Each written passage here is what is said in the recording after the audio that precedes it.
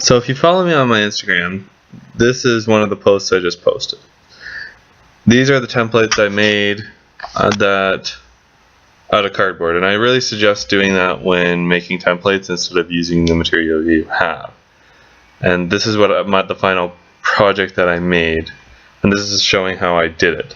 It's as I'm showing the cardboard again, there's the Backhoe from Home Hardware. They're not sponsored of this video, but I just wanted to show how it was getting together and how it all worked. And sorry about Ivy, but that's my dog. But yeah, I like the tool so far, but I felt it was very sharp to be carrying around, and it's hard to carry something so sharp without, having a sheath. So I said, I'm going to make a sheath for it. And hope you enjoy Ivy as well. Didn't want to put her in a cage or anything for the time being. Pretty much a free spirit all the time.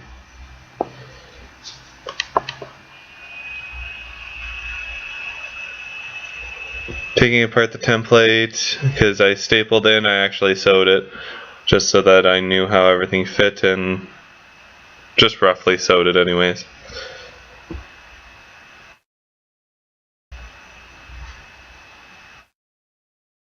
And that's my Gerber multi-tool.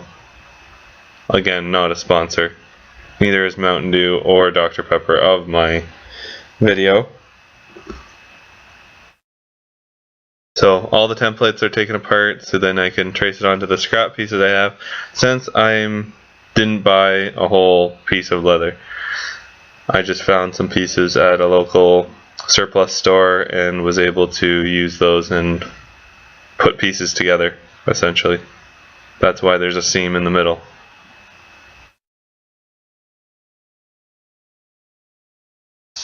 And of course, playing fetch with Ivy.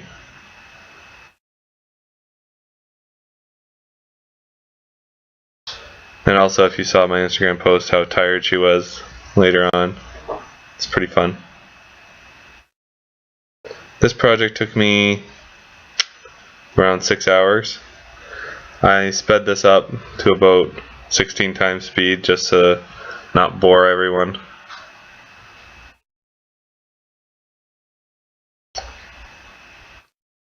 This was a pretty steep learning curve. I haven't really, I've worked with leather a little bit, but trying to burnish the edge there, I didn't realize about the paraffin wax and wetting it, and so I've got to try that, see if I get better results. And of course, Ivy loves watching me work. It's a little different not being in a shop where I could have a shop stool. I'm kind of just in an apartment, fiddling around, figuring things out.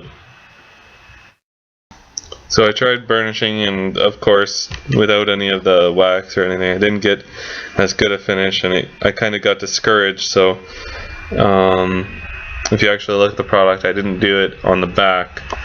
I just did it on the front sides where, photographed well. And you got to give your attention to your dog when you're there. She gets lonely. She is a Yorker poo, so they like attention. They're loyal. Couldn't just set myself on one way of doing it. I had to try different ways. And so far, I liked the way I clamped it in the wood clamp there.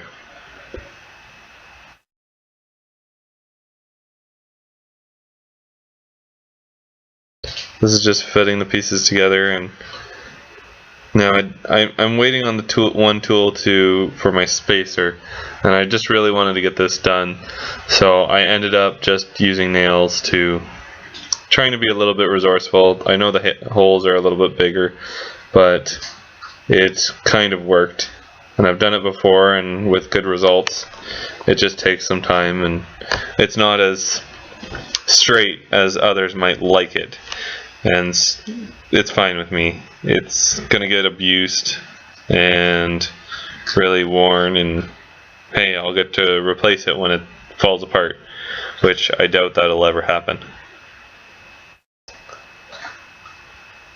And nails are fun to drive sometimes.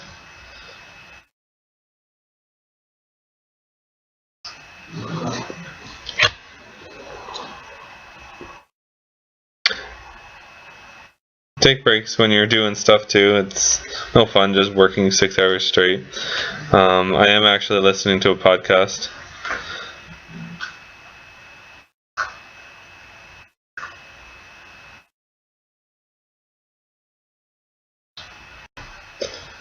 So when I'm nailing, I'm also it helps to keep the corners in place, so I keep 2 or 3 just in place so I'm not moving it, especially if I'm putting 2 pieces together and trying to line them up.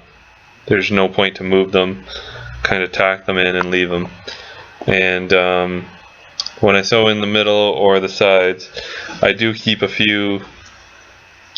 couple nails in there just to keep my spacing the same, so I line the holes up right, versus if I'm off one hole, you're off the rest of the whole things. So keeping 3 in, and then once you hit that hole with your needle and thread, then you can take that needle out. So, and yeah. That's my fiance walking around. She didn't want to be in the video, but sometimes it's inevitable, especially when I'm just kind of recording as I'm working.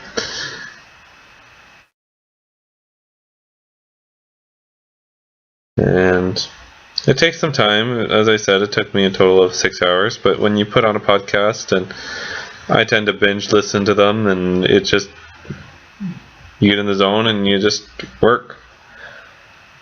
There's real no other key to it.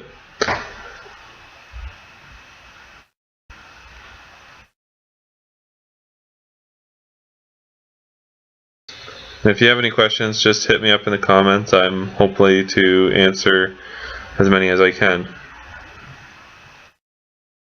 Thanks for watching.